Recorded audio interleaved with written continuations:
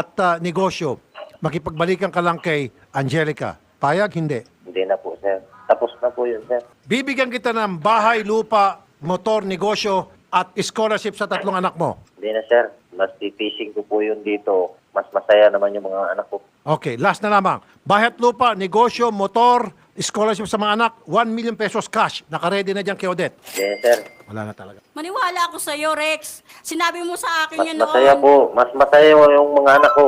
Mas naging Dito. saya. Kaya wag mo kaming guguluhin. Kaya sabi ni Sige, okay. Pwede po ba, sir, na ipaano po yung panggugulo, panghaharas po dito sa Facebook account? Okay. Mga friend ko po na hindi kilala, hinaharas po niya. I-block nyo na lang po siya. Okay?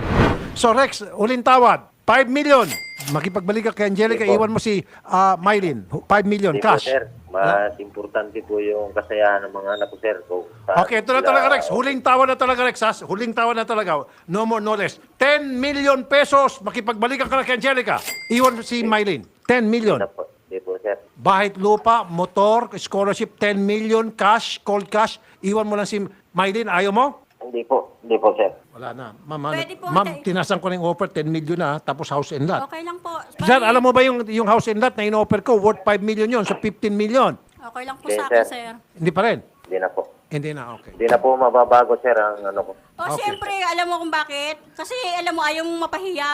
Ayaw mong mapahiya kay sir. Pero kung sutusin, ang sinabi mo sa akin noon, gusto mo lahat Hindi, ng bagay. ayaw mo pa yan. Oo. Pinapahiya mo na nga sa mga social media. kasi Oh, ginagamit mo ayaw- nga yung profile ko. Mylene, bibigyan kita ng house and lot negosyo, iwan mo si Rex para matapos ng problema.